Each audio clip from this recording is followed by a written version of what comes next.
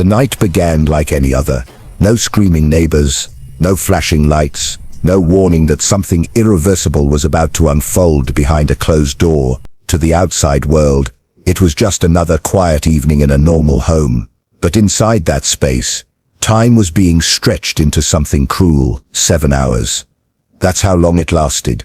7 hours of control, fear, and deliberate choice. And when the night finally ended, only one person walked out alive. They had been married for years. Not the kind of couple people whispered about, not the kind that drew attention. Friends described them as private, reserved, sometimes distant, but never dangerous. Arguments were normal, like any relationship. Stress existed, like in every household.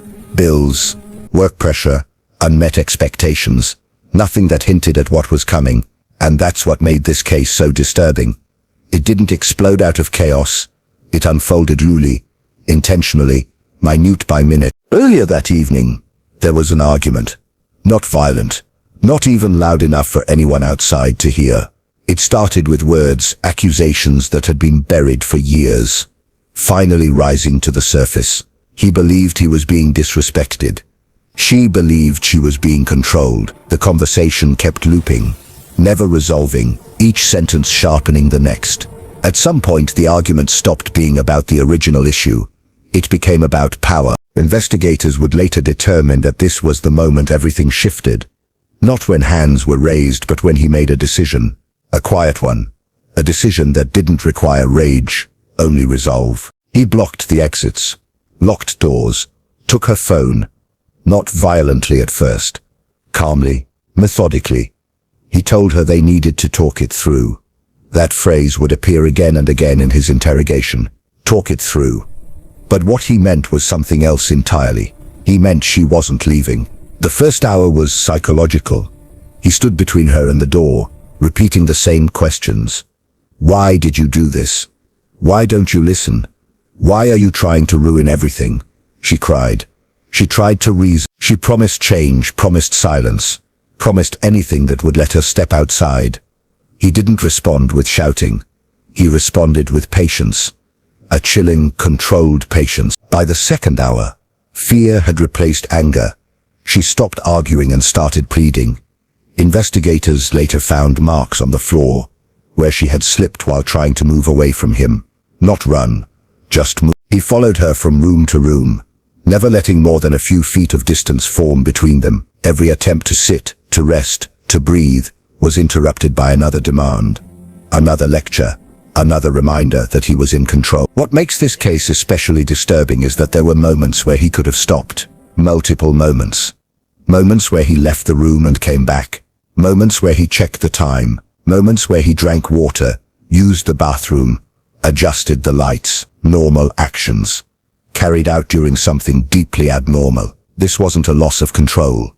It was sustained behavior. By hour 3 she was exhausted, dehydrated. Her voice weakened. Her body language changed. She stopped making eye contact. Stopped speaking unless spoken to. This is when the physical restraint began. Not sudden, not explosive. He forced her to sit. When she tried to stand, he pushed her back down. Not hard enough to knock her unconscious. Hard enough to remind her resistance was useless. At some point, she asked a question that investigators would later highlight as heartbreaking. When will this end? His answer was vague. When you understand. Hour 4 blurred into hour 5. Time lost meaning inside that house. But not to him. He later admitted he was aware of how long it had been going on. He just didn't care. She was no longer a person to him. She was a problem to be solved. Her breathing became irregular. Not dramatic, not loud, just uneven. She complained of dizziness. Asked to lie down. He allowed it, but stayed close. Too close. When she tried to turn away, he pulled her back. The medical examiner would later say that the position she was kept in restricted airflow, slowly, gradually, over time. What's terrifying is that death didn't come quickly. It wasn't sudden. It was the result of prolonged stress, restricted breathing, and complete physical exhaustion. She lost consciousness before she died. And still, he didn't stop immediately. He waited, watched, as if expecting her to wake up and continue the conversation. When he finally realized she wasn't moving, panic didn't come right away. Confusion did. He shook her, called her name, checked her pulse. This was the first time in 7 hours that control slipped from his face. The first time reality pushed back. Emergency services were called, but not immediately. Minutes passed. He cleaned himself up, straightened the room. When he finally made the call, his voice was calm, too calm. He said she collapsed. Said it was sudden. Said he tried to help. But the house told a different story. The marks, the timeline, the medical findings, everything pointed to one unavoidable truth. This didn't happen in a moment. It happened over 7 hours. And as investigators would soon discover, this wasn't the first time he had tested how far he could go. When investigators arrived, the house felt wrong. Not chaotic, not damaged, just quiet in a way that didn't match the story they were told.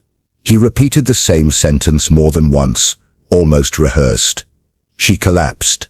She wasn't feeling well. It happened suddenly, but sudden deaths usually leave panic behind.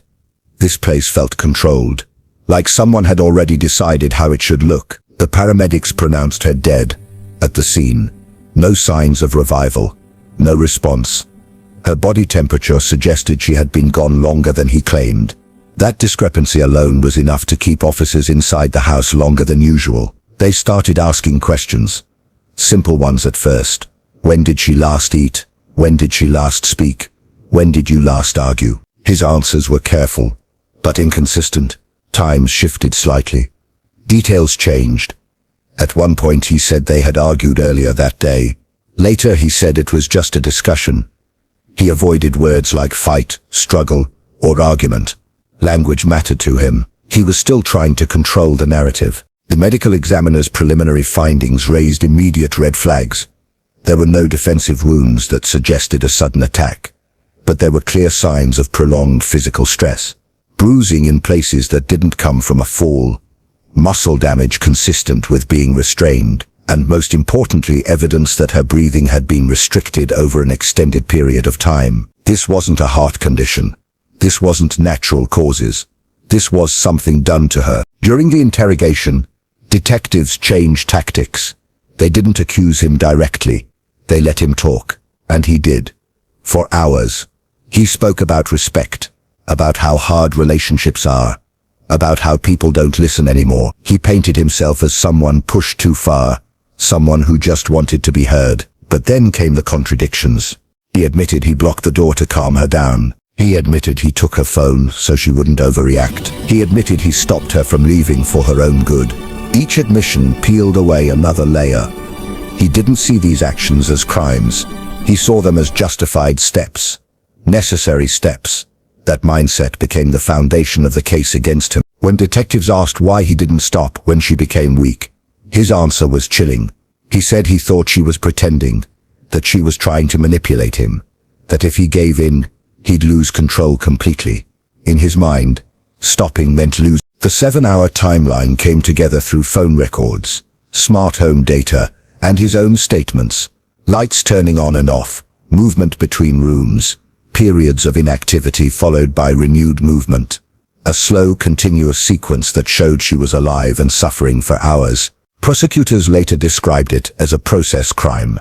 Not an explosion of violence, but a sustained act of domination that ended in death. When the charges were announced, people were shocked by how severe they were. Not manslaughter, not negligence. Murder. The reasoning was clear. Intent doesn't require speed. It requires choice. And he made that choice again and again for 7 hours. During the trial, the defense tried to humanize him.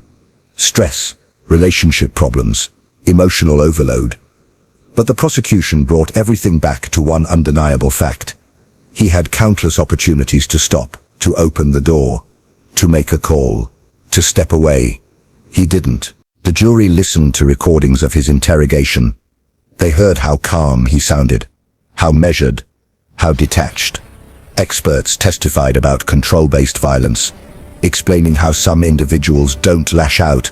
They restrain, isolate, and exhaust their victims until resistance disappears. One expert said something that stayed with everyone in the courtroom. This wasn't about anger, this was about ownership. Photographs from the scene were shown, nothing graphic. Just subtle signs. Furniture slightly out of place. Scratches near the doorway. Indentations on the floor. Proof that something prolonged had occurred in that space. Friends of the victim testified next. They spoke about how she had slowly withdrawn over the years. How she stopped visiting. Stopped answering calls quickly. How she always sounded tired. None of them thought it would end like this. Most of them didn't think it would end at all. When it was his turn to speak, he didn't apologize the way people expected. He said he never meant for her to die. He said things just went too far. He said if he could go back, he would do things differently. But he never said he would have let her leave. That silence spoke louder than any confession. The verdict didn't take long. Guilty. When the sentence was read, he showed little reaction. No collapse. No outburst. Just a slow nod, as if confirming something he already knew. Life in prison. 7 hours reduced to a lifetime behind bars. For investigators, this case became a warning. A reminder that violence doesn't always look violent. Sometimes it looks quiet, controlled, rational on the surface. And that makes it even more dangerous. 7 hours doesn't sound long until you imagine living every second of it in fear. Until you realize how many times help could have been called. How many times a door could have been opened. How many times a decision could have been reversed. This wasn't a crime of passion. It was a crime of patience. And that is what makes it unforgettable.